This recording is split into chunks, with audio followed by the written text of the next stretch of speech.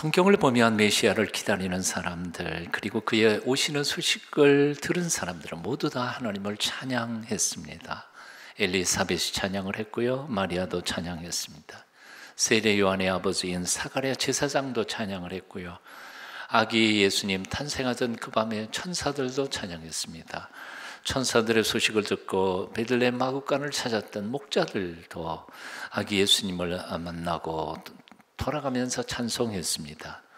성전에서 평생 메시아를 기다리던 시므온 할아버지, 아기 예수님을 품에 안고는 눈물에 겨워서 찬송을 했습니다.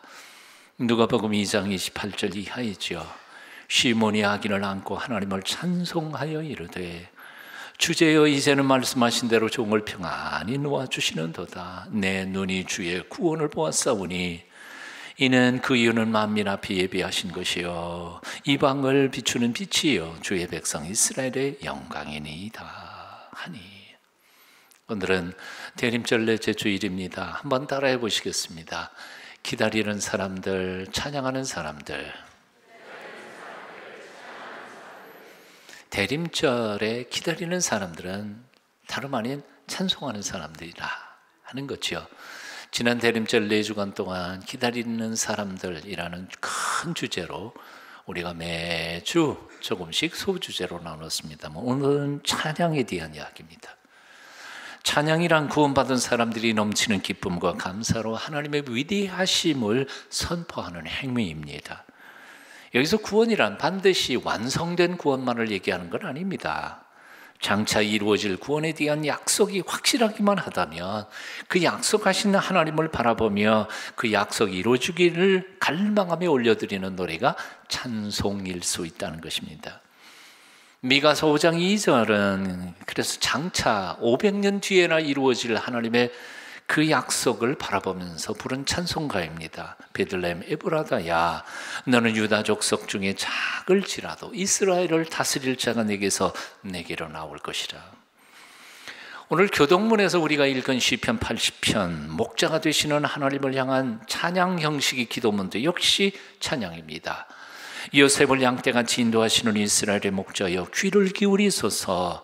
그룹 사이에 좌정하신 이여 빛을 비추소서. 에브라임과 베냐민과 므낫세 앞에서 주의 능력을 나타내사 우리를 구원하러 오소서. 하나님이 우리를 돌이키시고 주의 얼굴 빛을 비추사 우리가 구원을 얻게 하소서. 누가복음 1장에 나오는 대림절의 찬양 모두 다 찬양입니다. 엘리사벳의 찬양이 있고요, 이 마리아의 찬양이 있습니다.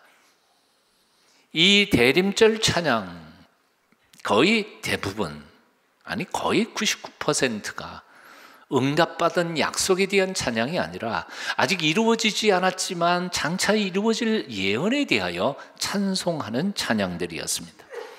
아까도 말씀드렸지만 미가는 500년 후에나 이루어질 언약을 찬양했습니다. 사가랴는 이제 갓 태어난 핏덩이 요한을 끌어안고 그를 통하여 일하실 하나님을 찬송했습니다. 엘리사벳은 태어나지도 않은 태중의 메시아를 감지하고 찬양했습니다. 마리아도 미천한 자신을 통해서 장차 일하실 하나님의 놀라운 구원을 찬송했습니다. 바로 기독교인에게 있어서 찬양이란 무엇인가? 뭔가를 얻어서 쥐어서 찬송하는 게 아닙니다. 하나님의 약속에 감격하며 그 약속이 성취되기를 바라면서 하나님 앞에 올려드리는 믿음의 고백이 찬송입니다. 꼭 뭔가를 주지 않아도 찬송할 수 있습니다. 한 번 약속하신 것은 반드시 행하시는 하나님의 신실성을 믿고 그 놀라운 언약이 성취될 미래를 바라보며 감사하며 부르는 축제가 바로 찬양이라 그 말입니다. 묻습니다. 하나님의 신실하심을 믿습니까? 세상에 믿을 사람이 한 명도 없고 심지어는 나도 나 자신을 믿을 수 없는 그 순간에도 한치의 오차 없이 천지 만물을 지으신 창조주 하나님, 그분만큼 전능하신 하나님만큼은 믿을 수 있겠습니까? 하나밖에 없는 외아들까지 기꺼이 내 죽이시면서 우리를 당신의 아들과 딸 삼아주신 아버지 하나님, 그 하나님의 언약은 반드시 이루어질 줄로 믿습니까? 그분을 믿을 수만 있다면, 그 언약을 믿을 수만 있다면 우리가 아무리 괴롭고 힘들고 처절한 환경 속에서 우리는 그분을 찬양할 수 있는 겁니다. 찬양할 수 있어요. 찬양할 수 있다고요. 그것을 믿는 사람이라면 어떤 경우에도 하나님을 찬양할 수 있습니다. 하나님의 신실성을 믿는 사람이라면 죽음의 공포가 몰려오는 마지막 인생의 순간에도 그분을 찬양할 수 있습니다. 다윗이 바로 그런 사람이었습니다. 사울이 그를 죽이려고 모든 병력을 풀어서 추적하던 추적꾼들에게 몰려 쫓기고 있었습니다. 더 이상 그 추적하는 추적들을 피할 수가 없어서, 포위망을 뚫을 수가 없어서 숨다 결국은 짐승의 굴 속으로 숨어 들어갑니다. 포위망은 점점 좁혀들고 있었습니다. 죽음의 그림자가 시시각각으로 좁혀지던 그 절박한 순간에 다윗은 노래합니다. 그 노래가 바로 시편 57편입니다. 시편 57편의 표제어는 이렇게 써 있습니다. 다윗의 시. 다윗이 사울을 피하여 굴에 있던 때에. 언제 포위꾼들이, 추적꾼들이 그 굴 속으로 뛰어들어올지 모릅니다. 내게 주어진 시간이 하루가 남아있는지 10시간이 남아있는지, 아니 1시간도 남아있지 못한지도 모릅니다. 그런데 그 다윗은 그 순간에 결심합니다. 복수할 결심이 아니라 하나님을 찬송하겠다는 결심입니다. 시편 57편 7절로 9절은 새 번역을 제가 읽어드리겠습니다. 하나님, 나는 내 마음을 정했습니다. 나는 내 마음을 확실히 정했습니다. 내가 가락에 맞추어 노래 부르겠습니다. 내 영혼아 깨어나라. 검은 고야 수금아 깨어나라. 내가 새벽을 깨우리라. 주님, 내가 만민 가운데서 주님께 감사를 드리며 문나라 가운데서 노래를 불러 주님을 찬양하렵니다. 주님의 한결같은 그 사랑 너무 높아 하늘에 이르고 주님의 신실하심 구름에까지 닿습니다. 하나님은 하늘 높이 높임을 받으시오며 주님의 영광 온 땅 위에 떨치시옵소서. 와, 얼마나 멋진 찬양이에요. 얼마나 멋진 찬양이에요. 이게 죽음을 앞에 둔 사람의 찬송가라는 걸 여러분 이해하실 수 있겠어요? 창세기 47장 31절을 보면 한평생 수많은 고난과 역경을 거쳤던 야곱이 드디어 숨을 거두고 있습니다. 마지막 그는 숨을 거두기 전에 그는 침상머리에 의지해서 하나님을 찬양하고 있었다고 성경은 장엄한 모습을 그려놓고 있습니다.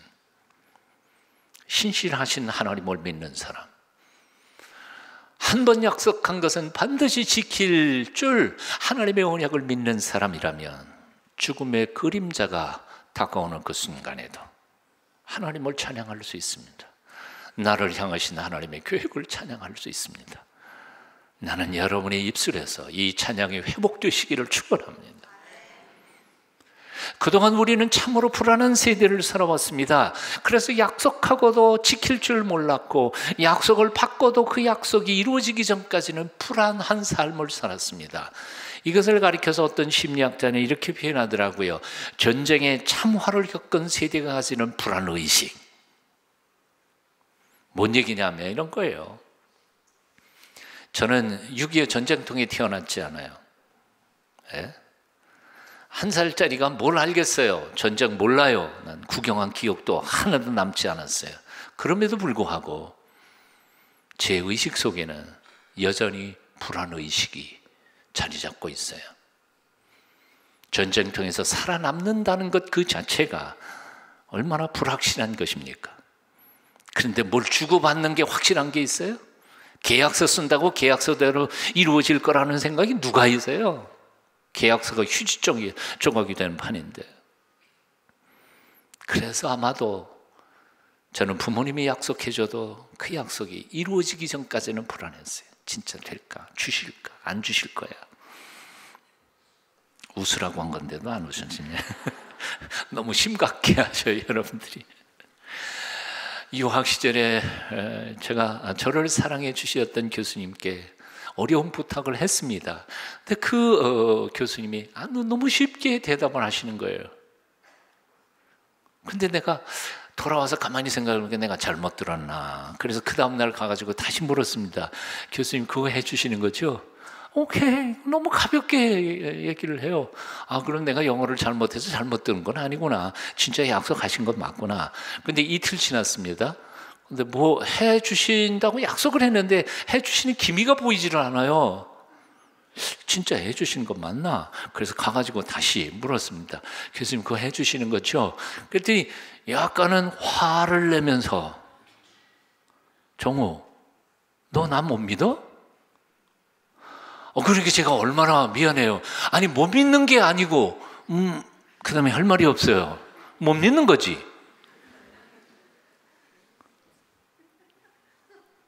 나중에 깨달은 게 있어요. 불안의식이에요. 제가 유학했던 그때에 월남 폐망 후에 난민들이 가장 많이 미국에 정착했던 것이 제가 유학 가서 처음 했던 캔사스주의 위치타시였습니다. 거기는 한국 사람들은 한국인 전체가 400명밖에 안 되는데 월남 사람들 엄청 많았습니다. 한국인 음식점도 별로 없었고 식품점도 없었습니다. 그래서 우리는 식품 사러 월남 식품 그로서리에 가서 배추도 사고 그랬습니다.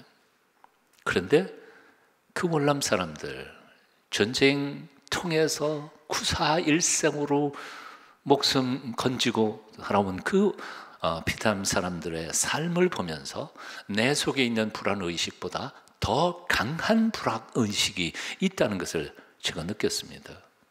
그들은 정말 손에 쥔 거 이외에는 안 믿습니다. 계약서 안 믿습니다. 약속? 그걸 어떻게 믿어요? 내일 죽을지도 모르는데. 그때 비로소 그들을 통해서 저는 제 속에 숨어있는 불안의식, 약속을 믿지 못하는 이 불안의식의 정체를 발견했습니다. 아, 그래서 그렇구나. 6.25 전쟁 포화 속에 살아남은 우리 부모들, 우리 형제들, 불안의식을 6.25를 겪지도 못했던 우리 아이들도 내면 세계 속에 그것을 전수받아 우리 속에도 남아있는 것 같습니다.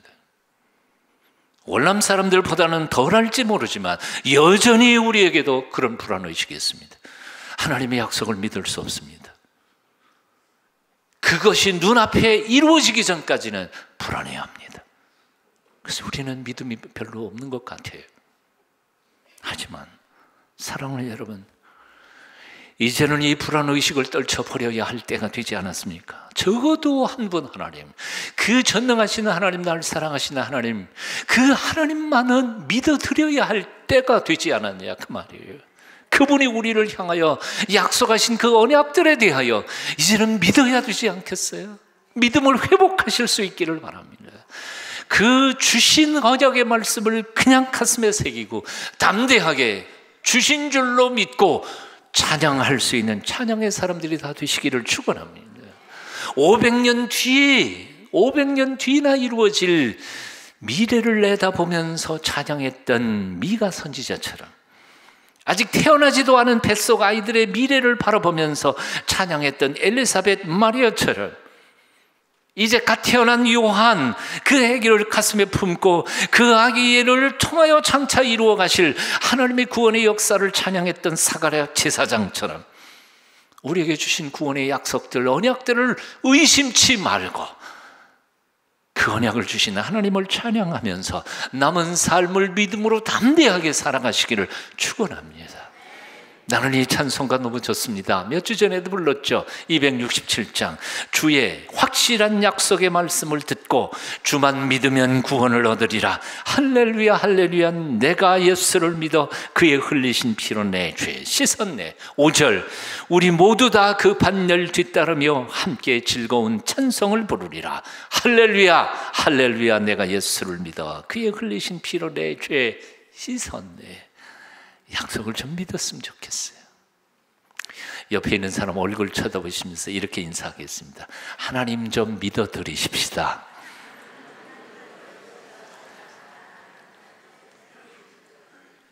내 마음속에 있는 불안의식들을 이제는 십자가에 못 박아버리고, 약속하셨으면 되는 거죠.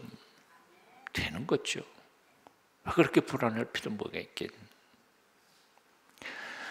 대림절 찬양을 묵상하다가 보면 발견하는 공통점 한 가지가 더 있습니다. 그것은 문고하니 대림절 찬양의 메시지의 핵심은 낮은 자를 높이시고 높은 자를 낮추시는 분, 연약한 자를 강한 자를 부끄럽게 하시는 분이시라는 거예요. 뒤바꿔 놓으시는 분, 그분이 대림절에 오시는 바로 예수 그리스도 메시아시라는 거지. 아까 미가의 찬송은 어떻게 시작됐던가요? 베들레헴 에브라다야, 너는 유다 족속 중에 작을지라도 이스라엘을 다스릴 자가 네게서 내게로 나오리라. 왜 하필이면 예루살렘이 아니에요? 왜 이집트가 아니에요? 왜 바벨론이 아니에요? 베들레헴. 사실 베들레헴 가보신 분들은 아시겠지만요, 제 고향 춘천 우두볼보다도 못해요. 쬐끔해요. 양 몇 마리 키우는 데밖에 안 돼요. 베들레헴 사람이 이스라엘 전체를 통치하는 사람이 나온다고, 이게 놀라운 얘기 아니에요. 마리아도 찬송했습니다.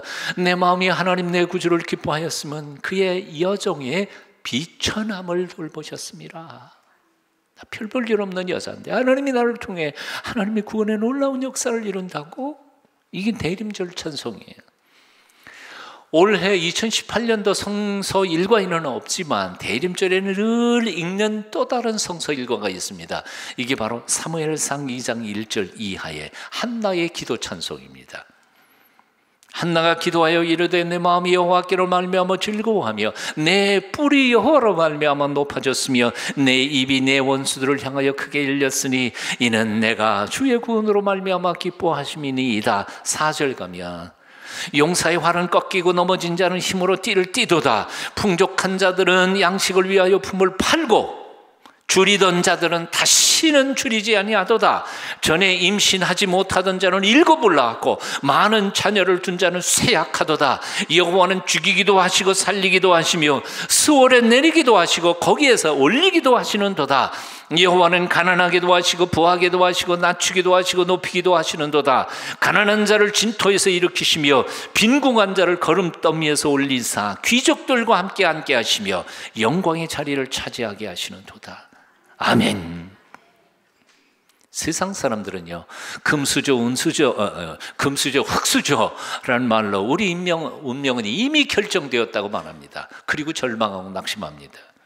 노력해봤자 소용없다고 낙심하고 팔자 타령하고 부모 탓하고 못 배운 탓하고 환경 탓합니다. 그러면서 자기가 직면한 문제 앞에서 노력도 안 해보고 너무나 쉽게 포기하는 사람들이 얼마나 많은지 모릅니다. 하지만 인생의 주인이신 하나님, 오늘도 우리 가운데로 오시는 살아계신 하나님은 흙수저 물고 태어났어도 금수저 물려줄 수 있다고 말씀하시는 하나님이십니다. 믿으세요? 하나님 그러신 분이죠. 별 볼 일 없는 사람을 들어서 별 볼 일 있는 사람으로 쓰시겠다고 약속하시는 분이 우리 하나님이시라고.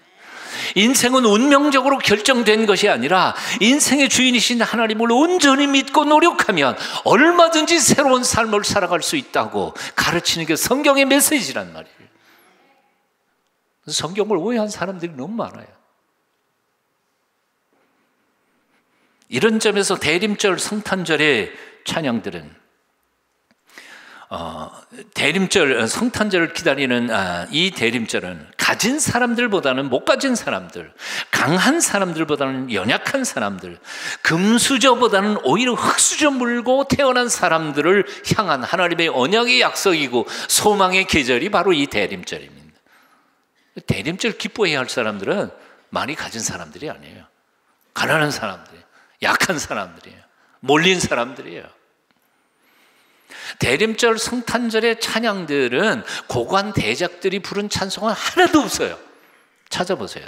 전부 다 연약한 자들의 찬송가들이에요. 대접받지 못했던 유대 시골의 제사장 사가랴의 노래, 그의 아내 엘리사벳의 노래, 갈릴리 나사렛 목수의 아내 마리아의 노래, 예루살렘 성전 한 귀퉁이에서 평생을 빛도 못 보고 기다리던 시몬 할아버지, 한나 할머니 같은 이들의 찬송가가 전부예요. 오늘날도 하나님은 연약한 소자들의 찬송을 기쁨 받으시는 분이십니다. 다 갖추고 크게 이루어 내로라 하는 사람들의 오만한 찬송보다는 가슴 깊이 시련과 아픔을 가진 자의 오직 하나님의 긍휼만을 바라볼 수밖에 없는 슬픔의 찬송에 하나님은 더욱 귀를 기울이시는 하나님이십니다. 그래서 오늘이야말로 우리가 꼭 불러야 할 가장 귀한 찬양 한 곡이 있어요. 그게 뭔지 아세요? 하나님 사랑의 눈으로 너를 어느 때나 바라보시고 하나님 인자한 귀로서 언제나 너를 기울이시니 어두움에 밝은 빛을 비춰주시고 너희 작은 신음에도 응답하시니 너는 어느 곳에 있든지 주를 향하고 주만 바라볼지라. 아멘이시죠? 앞에는 부르려면 시간 걸리니까 뒤에 후렴만 같이 한번 불러볼게요.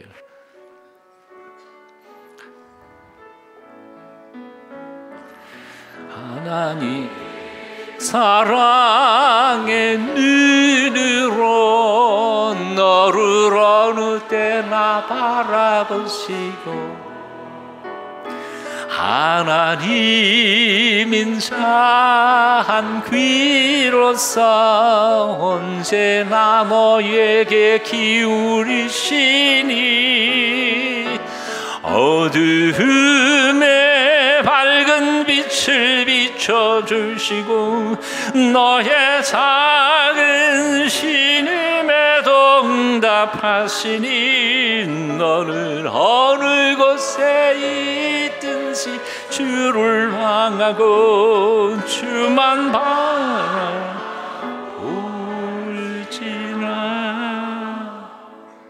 어느 곳에 있든지 너는 어느 곳에 있든지 그것이 시련의 실패의 바닥이라 할지라도 심지어는 죽음의 순간이라 할지라도 어느 곳에 있든지 주를 향하고 주만 바라볼지라. 중세 때 어느 서커스 단원 하나가 예배당 안에서 땀을 뻘뻘 흘리면서 제주 넘기를 하고 있었습니다. 어쩌다가 그 모습을 바라본 신부님이 기겁을 하고 달려와서 제지를 했습니다. 아니, 이 거룩한 성전에서 당신 도대체 무슨 짓 하는 거예요? 그랬더니 그 사람이 이렇게 대답했다고 합니다. 저는 서커스 단원 중에 제주 넘기 하는 사람인데요, 저는 찬송도 못하고요, 성경도 아는 게 없고요, 제가 할 수 있는 게 아무것도 없는데 이 성탄에 이 기쁜 날에 예수님을 기쁘게 해드리고 싶은데 할 수 있는 게 없으니까 제주라도 넘어서 예수님께 축하를 표현을 하려고 그러고 있다고. 제주 넘기, 땀을 뻘뻘 흘리면서 하더라는 거죠. 찬양이란 말과 관계된 히브리어 단어들에는 이런 뜻들이 있습니다. 칭찬하다, 자랑하다, 두 손을 치켜 올리다, 감사하다, 무릎을 꿇다.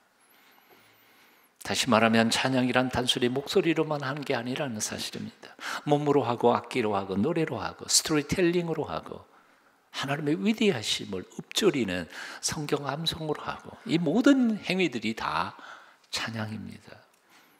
한번 따라해 보실래요? 제주 넘기도 찬양이 될 수 있다. 예. 너무 감격하면요 목소리도 안 나옵니다. 울면서요. 그때는 가장 아름다운 찬양의 모습이 뭔지 아세요? 하나님.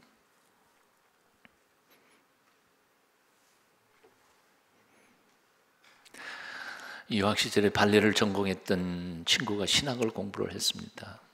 시편에 있는 바벨론 강가에서의 그 슬픈 노래를 발레로 표현을 했습니다. 남자친구는 남자 녀석인데 그 친구가 프레젠테이션을 할 시간인데 극장으로 부르는 거예요. 학교 극장으로. 수업 시간에 프레젠테이션 수업 시간에 교실에서 하는 게 아니고, 그래서 우리 신학을 공부하던 사람들이 다 극장에 갔어요. 발레로 몸으로 표현하는데 저는 발레 몸으로 표현하는 시편 그 의미가 가슴으로 와닿는데 나는 발레를 통해서 눈물을 흘렸어요. 그 뜻이 가슴에 와닿으니까. 1930년대 초 미국은 심각한 대공황을 겪고 있었습니다. 어느 날 클레어린스 목사가 공장이 밀집된 지역의 한 흑인 교회를 방문합니다. 교회의 신자들은 대부분 극빈자들이었고 60% 이상이 실직을 당한 상태였습니다. 그런데도 교인들이 부르는 찬송은 힘과 희망이 넘쳐났습니다.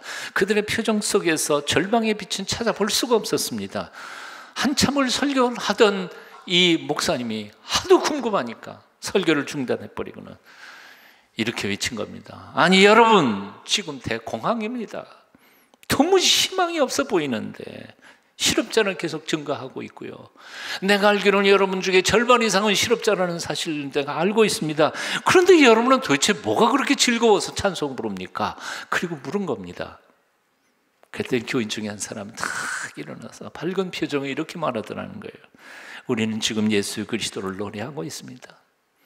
예수 그리스도가 우리 곁에 계신다는 사실이 가장 최고의 희망입니다. 믿음은 고난을 희망으로 바꾸는 힘이 있습니다. 그 중에서 창조주 하나님에 대한 믿음은 인간이 가질 수 있는 가장 최고의 인생의 자산일 수 있습니다. 믿음은 고난의 밤에도 희망의 아침을 노래할 수 있게 만듭니다. 사랑하는 여러분, 나는 이번 대림절 성탄절에 여러분의 믿음이 회복됐으면 좋겠습니다. 믿음이 회복되기를 축원합니다. 우리 조상님들은 우리에게 정말 좋은 말씀을 남겨놓으셨습니다. 옆에 있는 사람한테, 저보지 말고 옆에 있는 사람한테 말씀하세요. 저보지 말라니까요. 귀만 여기 듣고 그분에게 이렇게 말씀합니다. 저는 이래봬도 믿는 구석이 있는 사람입니다.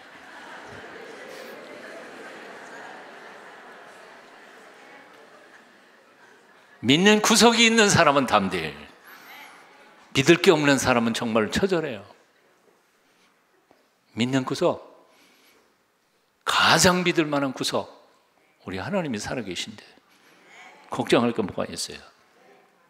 남침례교단은 1845년 미국 조지아주의 어거스틴 제1침례교회에서 조직됐습니다. 교단을 창립했던 사람들은 혼란스러운 이 사회에 희망과 믿음과 사랑을 선포하자, 어두운 시대의 등불이 되자, 그리고 결심하면서 그 교회 앞마당에다가 이런 비석을 세웠습니다. 그 비문에는 이렇게 써 있습니다.